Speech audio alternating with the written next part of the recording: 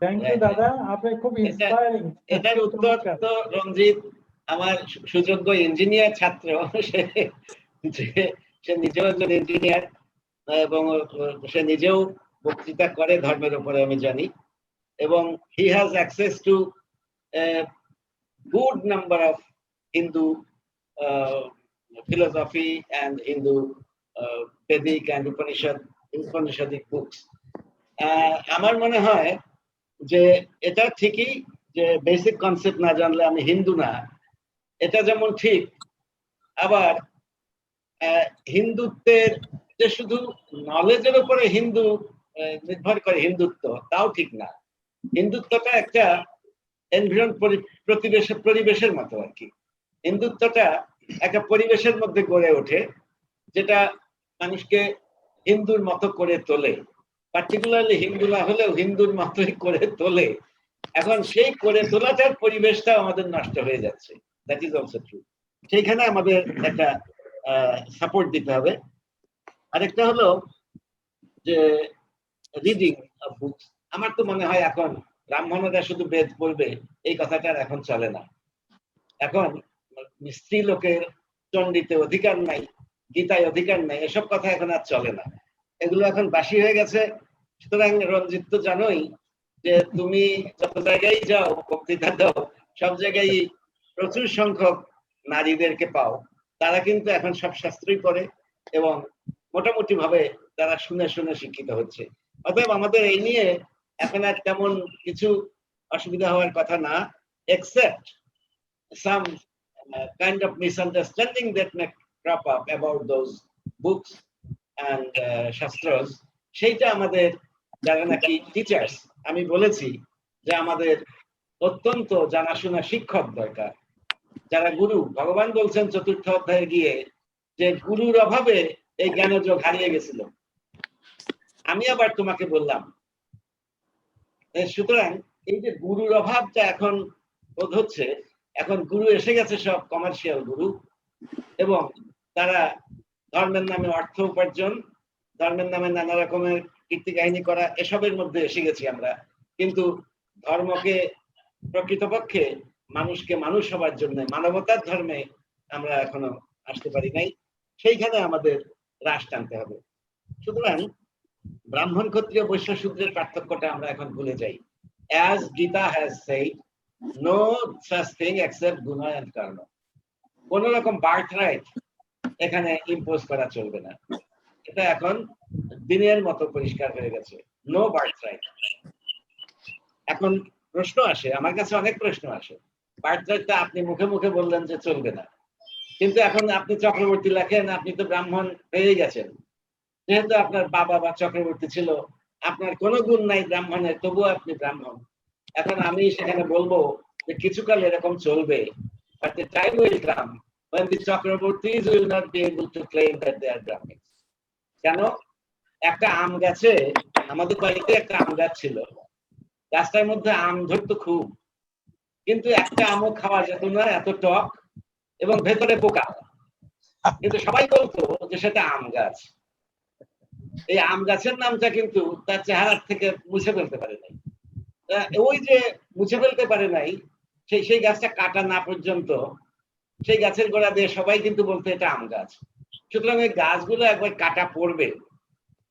Gita has said যে এই যে গুণাবলী যে নষ্ট হয়ে গেলে সেই গুণের এগেনস্টে যে কোনো সত্য দাঁড়াইতে পারে না, সেইটা এক সময় ফলবে। সুতরাং এই সত্যগুণের অধিকার না থাকলে ব্রাহ্মণ হতে পারবে না। ব্রাহ্মণদের যে ডেফিনিশনটা দেওয়া আছে গীতাতে, সেই ডেফিনিশন অনুসারে যদি ব্রাহ্মণ না হয়, আমরা তো পুরাণ কালেই শুনি, অত্রি পুরাণেই দেখছি ব্রাহ্মণকে 10 ভাগে ভাগ করা হয়েছে। ব্রাহ্মণকে 10 ভাগে ভাগ করা হয়েছে। দেবদ্বিজ মুনি রাজ বৈশ্য শূদ্র নিষাদক পশু ম্লেচ্ছ অপি চণ্ডাল ব্রাহ্মণ দশবিধ উচ্চতে। এটা অত্রি পুরাণের শ্লোক। সুতরাং অত্রি পুরাণই বলে গেছে চণ্ডাল ব্রাহ্মণও আছে। ওই যে আমার সেই আম গাছের মতো পোকা আম, টক আম খাওয়া যায় না, কিন্তু ওটাকে আম তো বলতে হচ্ছে। সেই অত্রি পুরাণের সময় থেকে কিন্তু এই পর্যন্ত ওই কথাটা চলে আসছে। এখন এই আম গাছের নামটাকে ওই আমের গুণ দিয়ে বদলানো, খুব কঠিন ব্যাপার হয়। সেজন্যই আমাদেরকে এই যে আমরা বলি হেরিটেজ, আমরা বলি হিস্ট্রি, এগুলো অনেক সময় আমাদের ফেভারে আসে, কোনো কোনো সময় আমাদের ডিসফেভারেও যায়। এখন যেমন ব্রাহ্মণরা ব্রাহ্মণ হলেও ওই চক্রবর্তী ভট্টাচার্য লিখলে ব্রাহ্মণ বলে পরিচয় দেয়, this will not apply sometime in future. লোকেই তখন সামনে থেকে বলে দেবে, তুমি তো বাবা ব্রাহ্মণ নাও, তুমি টাইটেল বদলাও। তখন বাধ্য হয়ে ওই রেজিস্ট্রি অফিসে রেজিস্ট্রেশন করে নিত্যানন্দ বৈশ্য লিখতে হবে। If I have no quality of a Brahmin, আমাকে লিখতে হবে নিত্যানন্দ বৈশ্য। চক্রবর্তী লেখা ওকে। Cool, insightful. I think we can take 2 more questions. It's now 23 past 6. I think we can go another 2 more questions. Please, 2 more. 2 more. Is going. Mr. Shetty, please. Shetty from Mumbai. I know that it's very, very late night now. Please unmute your system, please. Unmute your system. Well, my question is about that just now Mr. Chakravarti has talked about bhav, karma and yajna. I want that he should elaborate a little bit because I think what I read it was dharma, karma and the bhakti. So how he will explain bhav, karma and yajna? I couldn't follow you exactly. If you could, Sir, you had used the word bhav, karma and yajna. Tap, karma and yajna, right? So please explain it little more so that I can understand it.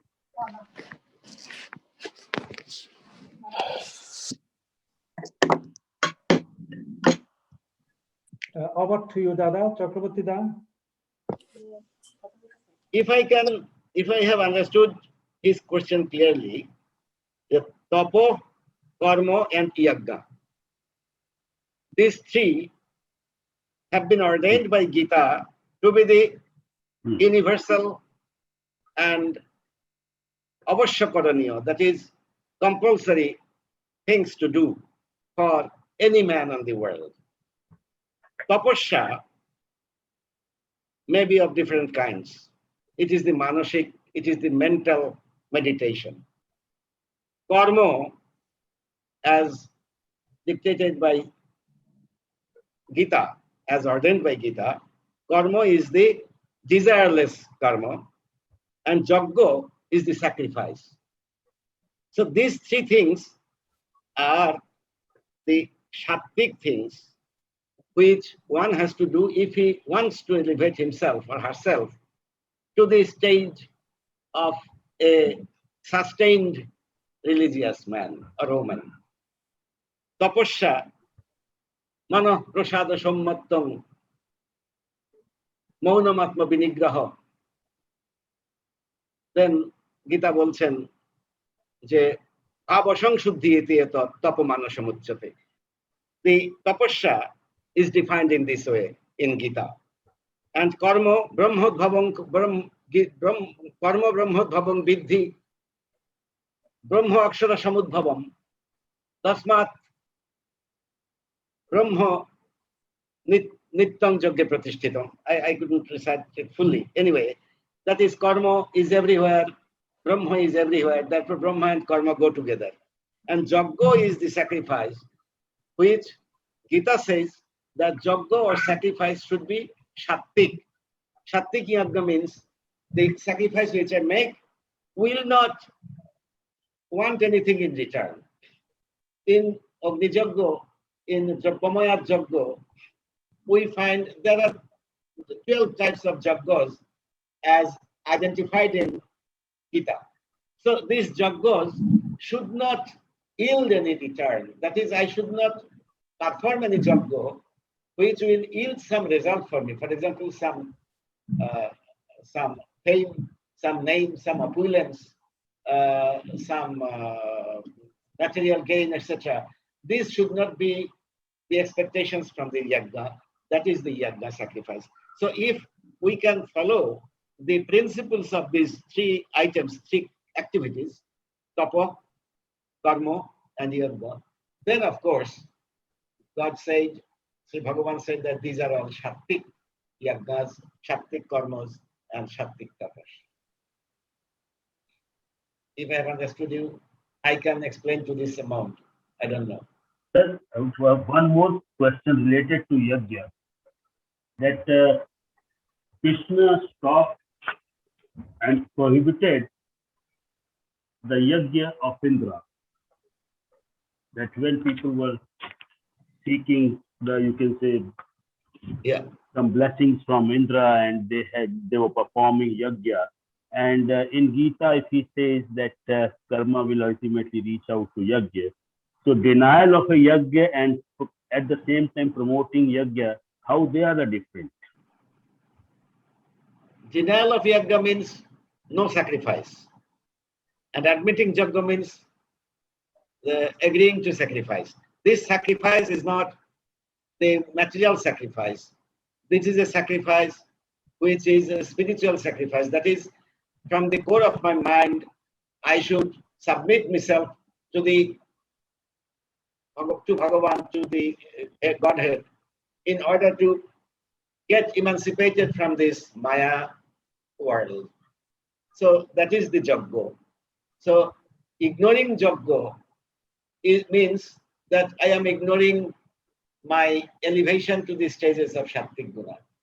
And admitting yajna means we admit that we have an intention to elevate ourselves to the stage of a yajna. So to the stage of a Shakti meditator. Therefore, yajna, ignoring yajna may be tamosh and rajas also. These are also yajna, but they are not endorsed by Bhagavan as the Shakti yajna. These yajnas can only yield some material benefit to the yajna kartas because they have the sense of ego in performing that yajna. That sense of ego is really the enemy of yajna. Yajna should be egoless. Thank you very much. Thank you, Thank you Dada. very much. Thank you for question. Now, I hope that there is no more question at this stage. Anyone? Udada, do you have any point? Please, Udada, please unmute your system. Unmute your system, please. Yeah, thank you. আমাকে শোনা যাচ্ছে? হ্যাঁ, please. Okay. আমি চক্রবর্তী দাকে প্রণাম জানাচ্ছি এবং দাদার প্রণাম। দৃষ্টি আকর্ষণ করব যে দাদা একটা বিষয় আপনি নিশ্চয় জানেন যে আমাদের বিভিন্ন কর্মসূচি আন্দোলনের মধ্য দিয়ে বর্তমানে বাংলাদেশে বিভিন্ন মন্দিরে গীতা শিক্ষা কার্যক্রম চালু হয়েছে। I know, yes. কিন্তু আপনার একটা কথায় আমি অত্যন্ত আনন্দিত হয়েছি যে আসলে আমরা আমাদের শাস্ত্র জ্ঞান লাভ করার জন্য প্রাথমিক যে যোগ্যতা সেটা হলো সংস্কৃত ভাষাটা শিখতে হবে।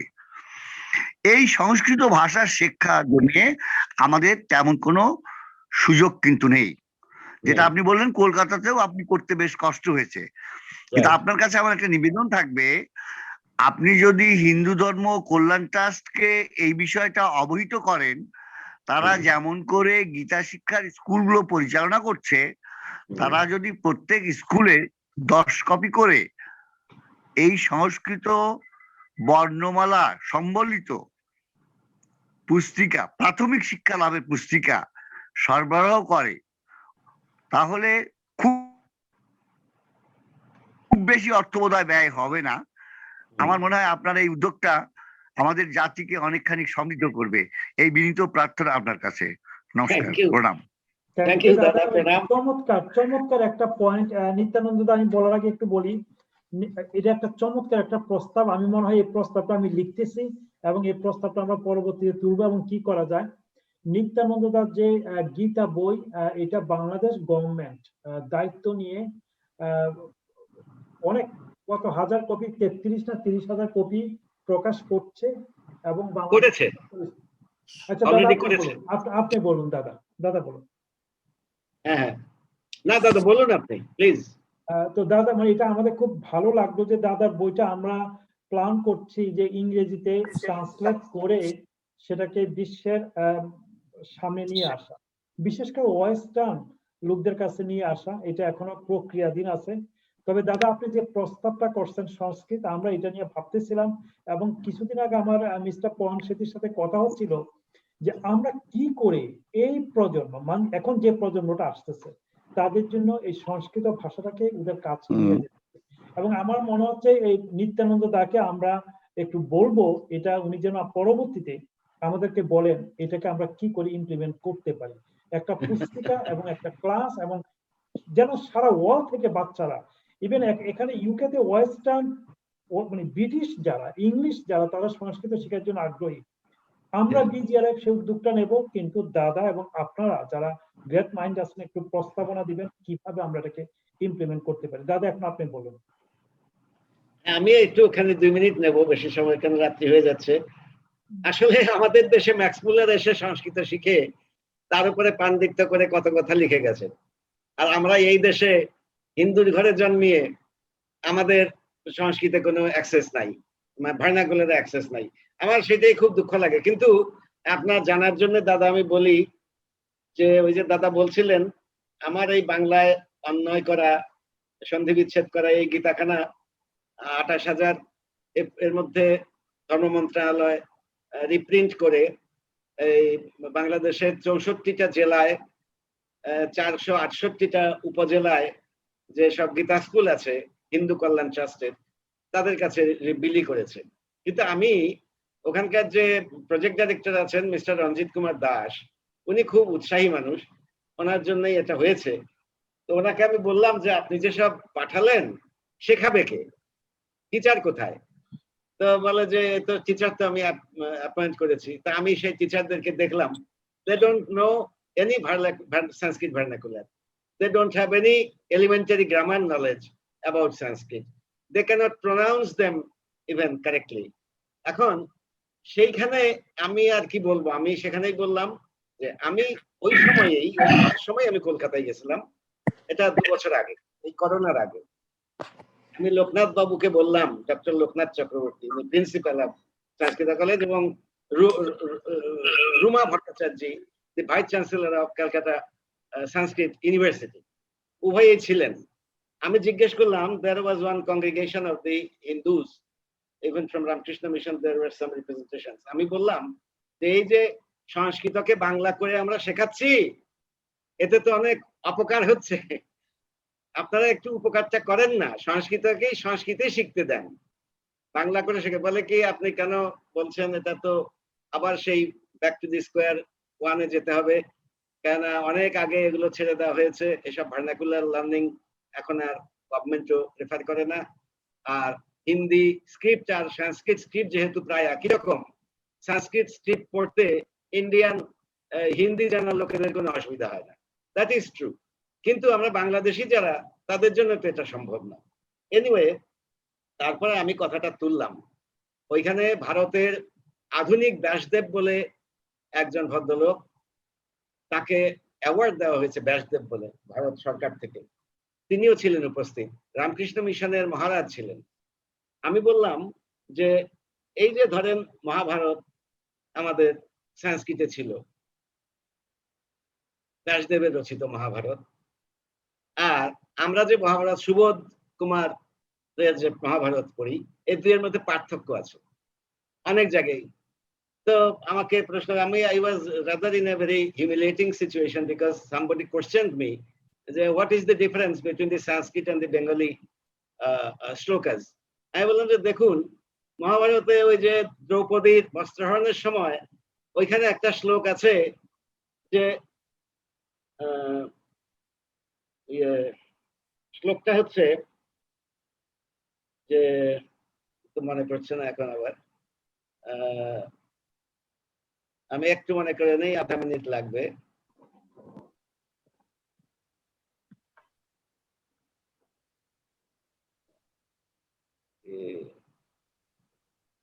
আকৃষ্ট বসনে আকৃষ্ট বসনে দ্রৌপদ্যা চিন্তিত হরি, আমার মাঝখানে শব্দটা মনে নাই, গোবিন্দ দ্বারকাবাসীন গোপী জন মনোহর, এই শ্লোকটা সংস্কৃত অরিজিনাল মহাভারতে আছে। আকৃষ্য মানে বসনে, দ্রৌপদা চিন্তিত হরি,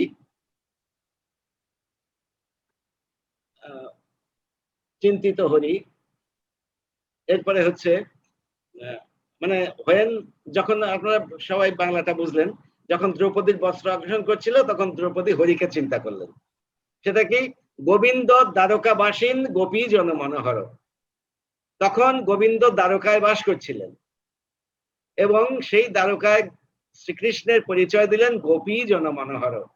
তার মানে দ্রৌপদী যে গোপীজনের মতোই ওনার পরম বান্ধবী, এই কথাটা মনে করিয়ে দিলেন আমাদের শ্লোককর্তা।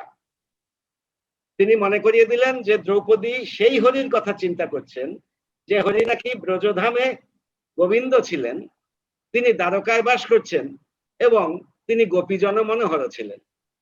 এই এতগুলি ইলাস্ট্রেশন, এতগুলি অ্যাট্রিবিউট কৃষ্ণের কিন্তু বাংলাতে আনা হয়নি। বাংলাতে সোজা সাপটা বলা হয়েছে যে দ্রৌপদীর বস্ত্র অগ্রসন দুঃশাসন, এবং তাতে ভগবান তাকে সাহায্য করলেন লজ্জা নিবারণের জন্য, এই পর্যন্ত। কিন্তু ওই যে কথাগুলো, এগুলো হারিয়ে গেছে। ইন দিস ওয়ে ওই গ্রিক কবিতা যেমন ইংলিশে যখন ট্রান্সলেশন হলো তখন ইংলিশ কবিরা গ্রিক কবিকে ভালো বুঝতে চেষ্টা করলো, কিন্তু তার মধ্যেও ফাঁক ছিল। চেপম্যানের হোমার আর হোমার দুয়ের মধ্যে পার্থক্য আছে। সুতরাং এই যে বললেন ভার্নাকুলার শেখা, সংস্কৃত ল্যাঙ্গুয়েজটাকে শেখা, এটা খুবই প্রয়োজন if we want to learn our religious books correctly. সোজা কথা। এখন এইটাকে আমরা কি করে করব সেটা আমি ওই যে বললাম কলকাতায় গিয়ে উত্তর পাই নাই, কিন্তু আমাকে যে দায়িত্ব দিতে চাইছেন আমি মনে হয় একেবারেই অক্ষম একজন লোক, কেননা এই গুরু দায়িত্ব এটা সরকারকে কনভিন্স করতে হবে that we are able enough to educate our Hindu children in Sanskrit language, and therefore you start one syllabus from class 5.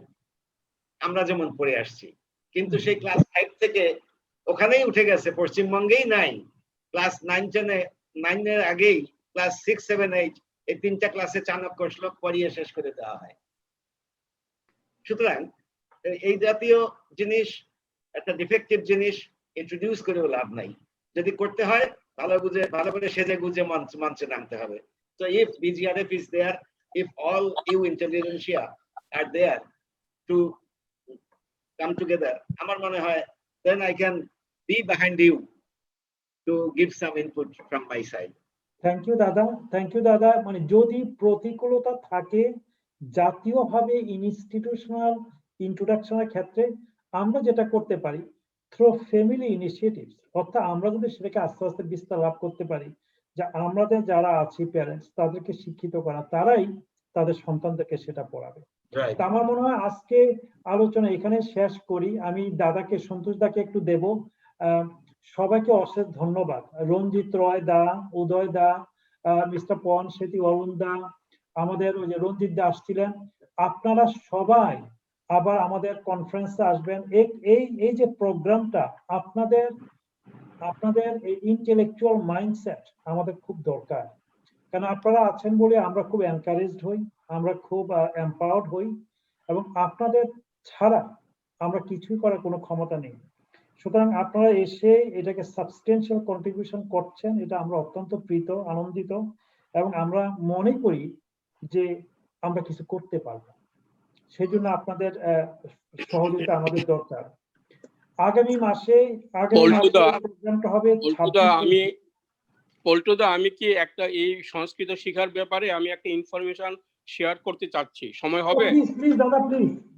আচ্ছা, এখানটায় সংস্কৃত ভারতী নামে একটা ইন্ডিয়াতে একটা অর্গানাইজেশন আছে, ওনারা ওয়ার্ল্ড ওয়াইড সংস্কৃত শিখান।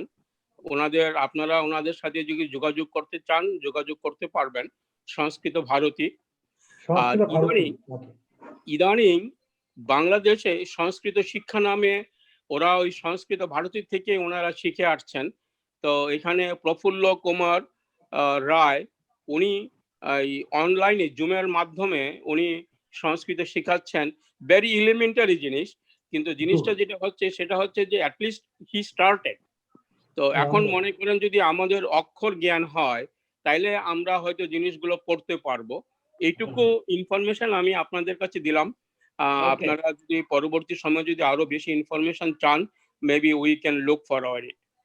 দাদা আপনার মোবাইল নাম্বারটা যদি একটু রেখে দেন, আমি যোগাযোগ করব আপনার সাথে পরবর্তী ডিটেইলস নেওয়ার জন্য প্লিজ। আর একটা জিনিস আমি বলি, আমি আমাদের নিত্যানন্দ দাদা যেই সৌভাগ্যবান, ওনার গীতাগুলো 30,000-এর মতো গীতা প্রকাশিত হয়েছে। 2019-এ আমাদের সংকলিত করাও একটা গীতা ওই বাংলাদেশ হিন্দু কল্যাণ ট্রাস্ট থেকে ওনারাও স্কুলে দিয়েছেন। তো আমি দাদার কাছে কৃতজ্ঞ, এবং ওনারা যারা এইগুলো সংগ্রহ করছেন বা ওই যারা ওই হিন্দু কল্যাণ ট্রাস্ট থেকে যারা এই জিনিসগুলোকে প্রচার করছেন, ওনারা অ্যাকচুয়ালি আমাদেরকে উৎসাহ দিচ্ছেন এই গীতাগুলো প্রকাশ করে। নমস্কার সবাইকে। দাদা আমি আরেকটা জিনিস বলছি, আপনারা জানেন যে ভগবদ্গীতা রিসার্চ ফাউন্ডেশন একটা ইন্টারন্যাশনাল জার্নাল আছে, এবং আমরা একটা গুরু দায়িত্ব নিয়েছি যে আমাদের ব্যক্তি হয়েছে ওয়ার্ল্ড ওয়াইড, বিশেষ করে ওয়েস্টার্নদেরকে আমাদের গীতা, আমাদের ভারতীয় দর্শন, হিন্দু দর্শন এগুলো পরিচিত করে দেওয়ার জন্য আমাদের একটা পাবলিকেশন উইং আছে। আপনারা যারা মনে করেন যারা পাবলিকেশনের সাথে জড়িত, লেখার সাথে জড়িত এবং ইংলিশে পাবলিশ করতে চান, আমরা অত্যন্ত আনন্দের সাথে আপনাদের সেই সমস্ত ম্যানুস্ক্রিপ্ট গুলাকে পিয়ার রিভিউ এর মাধ্যমে পাবলিশ করার চেষ্টা করব। আমরা অত্যন্ত খুশি হব। তাহলে আমরা এখানে আজকে রাখি। থ্যাংক ইউ দাদা, থ্যাংক ইউ। এবং আমাদের কনফারেন্সে আসবেন। আমি আমাদের সন্তোষ দাকে ফাইনালি একটু কনক্লুডিং রিমার্কস করে আজকে প্রোগ্রামটা শেষ করার জন্য বলছি। হ্যাঁ, 1 মিনিট আমি আরো একটু অ্যাড করতে চাচ্ছি। আমাদের সাথে এখনো আছেন, আমরা প্রায় 3 ঘন্টা, তাদেরকে একটু ধন্যবাদ দিই। তপন কুমার পোদ্দার, সুজাতা দে, তারপরে কাজল, আশিস মিত্র, অরুণ, অঞ্জন মিত্র, সুজয় দে, উনি ডাবল লিভ করলেন। সবাইকে ধন্যবাদ। আসলে অনেকক্ষণ ধরে তারা আমাদের সাথে আছেন এই জন্য। এবং প্রতি মাসে আমরা শেষ শনিবারে প্রোগ্রামটা হবে। সবাইকে আবার নমস্কার, আপনাদেরকে অনেক ধন্যবাদ। দাদা আমি একটু বলি, আমাদের প্রোগ্রামে যদি কেউ কোনো বিষয় নিয়ে বলতে চান প্লিজ আমাদেরকে লিখবেন। আমি আমাদের ইমেলটা দিয়ে দিচ্ছি। আমি সন্তোষ দাকে বলছি কিছু বলার জন্য, কনক্লুডিং রিমার্কস করার জন্য। দাদা সবাইকে ধন্যবাদ। আমাকে শুনছেন? সন্তোষ দা নমস্কার। নমস্কার, নমস্কার নিত্যানন্দ দা। আমি আপনার পুরো অনুষ্ঠানটাই আমি শুনছি ওই কানে ব্লুটুথ দিয়ে। দেখেন কতগুলি বিষয় যা এখানে উত্থাপিত হয়েছে, এবং আমি যেটা মনে করি বিভিন্ন জায়গা থেকে বিভিন্ন ভাবে এই সনাতন ধর্ম পিছনের কথা বলে লাভ নাই, সামনে এগিয়ে যাওয়ার জন্য অনেকেই অনেক কাজ করছে। আমি মনে করি প্রত্যেকটা ইনিশিয়েটিভকে আমরা রেসপেক্ট করি। যে যেভাবে মনে করছে সেটাকে রেসপেক্ট করি, সেটা করা উচিত। আরেকটি কথা আমি মনে করি সেটা হলো এই যে সংস্কৃত শিক্ষার যে বিষয়টা আসছে, আমাদের পরিবারে আমাদের সন্তানদেরকে যদি আমরা ঘরে এই সংস্কৃত লেটারগুলির সাথে ইন্ট্রোডিউস করতে পারি, তাহলে কিন্তু অনেক দূর এগিয়ে যায় যে ইনস্টিটিউশনালি তাদেরকে ওই সংস্কৃত শিক্ষাটা দেওয়ার ব্যাপারে। কাজে এইটা আমি খুব গুরুত্ব দেই। আর আমার খুবই আকর্ষণ, আমি নিত্যানন্দ দার একটা কথা আমার কাছে দারুণ লাগছে, সেটা হলো যে নো ডিভিশন, ডাইভার্সিটি। এবং এই সনাতন ধর্ম এমন একটি ধর্ম যেখানে সবকিছু ইনক্লুসিভ, সবকিছু এখানে আছে, মহাভারতে সবকিছু আছে। আমি সেটাই সবাইকে আমি এত দীর্ঘ সময়, যেখানে 2 ঘন্টা হওয়ার কথা সেখানে প্রায় 3-3.5 ঘন্টা, সবাইকে শুভেচ্ছা জানাই জয়েন করছেন আজকে এই অনুষ্ঠানে। এবং এটার বিশেষ করে বর্ণাদি, ছন্দাদি, নিত্যানন্দ দা এবং আপনাদেরকে অভিনন্দন। আপনারা you have done a fantastic job, এবং আপনারা এইভাবে করে যাবেন। এবং আমি সবার শুভকামনা করি। ভালো থাকবেন, সুস্থ থাকবেন, দেখা হবে আবার। নমস্কার। থ্যাংক ইউ, নমস্কার। নমস্কার।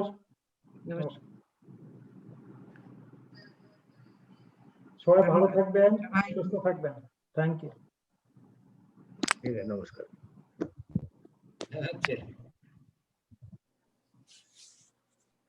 বর্দা ভালো থাকবেন। বর্দা খুব ভালো লাগলো, নেক্সট মাসে আসবেন। অরুণ দা, রঞ্জিত দা, নেক্সট মাসে 25 তারিখ হবে। Mister Sethi 25th of June, the next month. And সবাইকে শুভরাত্রি, ভালো থাকবেন।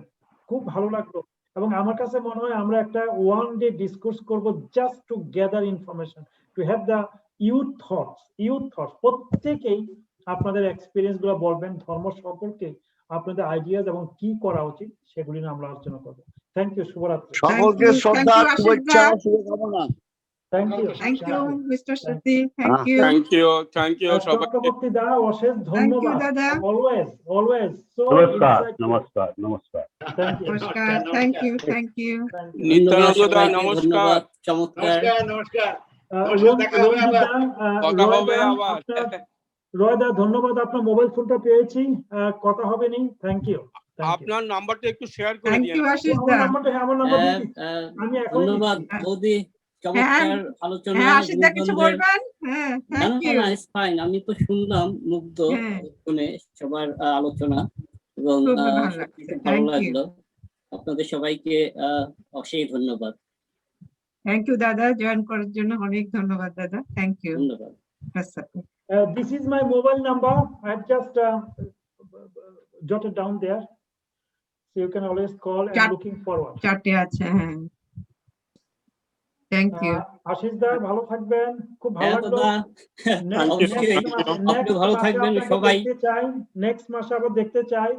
অবশ্যই আপনি হচ্ছেন আমাদের ইন্সপিরেশন আর্টের ক্ষেত্রে, খুব ভালো লাগে, এবং আমরা চাই এটা যেন মধ্যে যেন আপনাদের আশীর্বাদ।